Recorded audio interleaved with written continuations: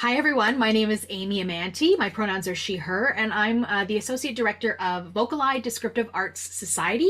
I'm also a member of the blind and low vision community, and I'm joined today by one of our live describers, Cas Wanden. So, hi, Cas, welcome. Kia ora, Amy. My name is Cas Wanden. My pronouns are they, them. And I have been audio describing for VocalEye for about a year now. And a great describer you are. So, we're going to talk a little bit about this new show. What's the title of this show? The show is called Te Tangi Te Tui, which is Te Reo Māori, or Māori language of New Zealand, and means the song of the tui, or the cry of the tui. Okay, so why should folks see this show? So if you've ever been interested by the concept of Cirque du Soleil, Mm. this is a similar vibe, rooted in Indigenous culture. So it is a very acrobatic performance. It's also a story that uh, that is deeply connected to Maori culture, but also rings true for people of a lot of different backgrounds. And meanwhile, it's woven through with acrobatic performances, with music, with dance. Um, there is a beautiful use of the stage and the set to create music, and it's also told with a lot of heart. It's a very emotional and immersive performance. And not in English, correct? It is not in English. There is one short exchange in English, um, and that is not actually dialogue, it's just a recitation. So all of the dialogue is in Te Reo Māori, which is spoken in New Zealand and pretty much only in New Zealand, or by Māori folks who live in other countries, but it is the Indigenous language of New Zealand. It's a beautiful language. It has a very rhythmic sound. The prosody of the language is really conducive to poetry because it has an inherent meter in it. Um, and yeah, it's all in Te Reo. It's performed by Maori actors. So this is not only a story that is inherently of New Zealand, it is also an own voices story. So I'm hearing your accent. So maybe tell us a bit about your personal connection to this show, this story, and then why you thought that it was something that you wanted to describe.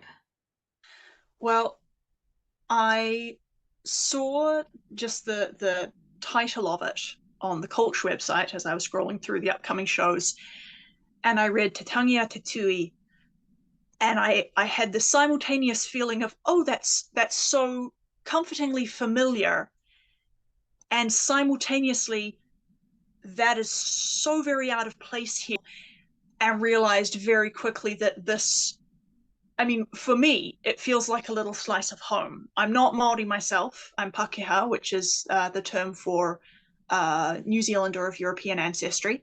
Um, but I grew up surrounded by tikanga Māori culture, and it's a very familiar place for me to be. It is a deeply genuine and authentic cultural glimpse into what it means to be an Indigenous New Zealander. I'm getting the vibe of this, and it's exciting me as something different to experience in theater, something outside of my lived experience.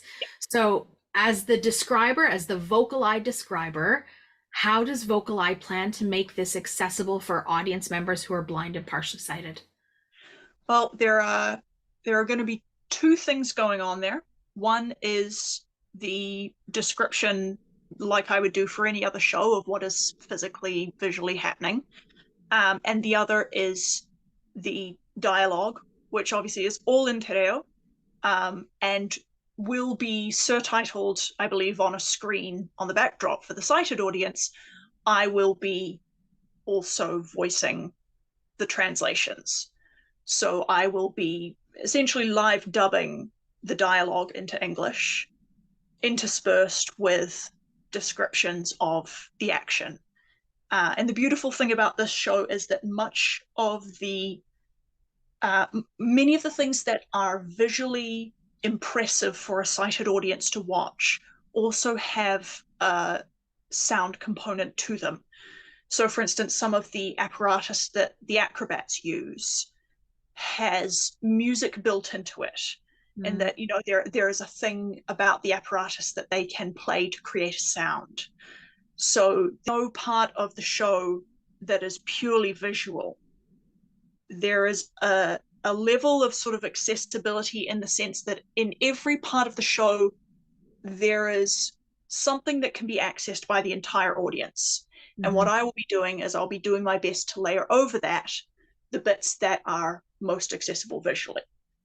So I will have the same challenge of any description, in the sense of concisely and accurately replicating verbally what's happening visually. But underneath that, there is also an auditory component to the show itself. Mm-hmm. This is really exciting. It's going to be a bit of a challenge, I know, but you're up to it. And I think that there's probably no better person to describe a show like this than somebody who grew up in New Zealand and has been immersed in this kind of culture. So I really appreciate you bringing this lens, because otherwise I think I'd be a little lost without you. Well, it's something I'm excited to do. It's incredibly exciting for me, as a person who grew up seeing this art all around me, to be able to bring it somewhere where it is so novel. Well, I hope that people buy tickets, that they come out and join us. This show is going to be at the York Theatre on October the 28th at 2 p.m., described by VocalEye Descriptive Arts Society and our describer extraordinaire, Cas Wanden.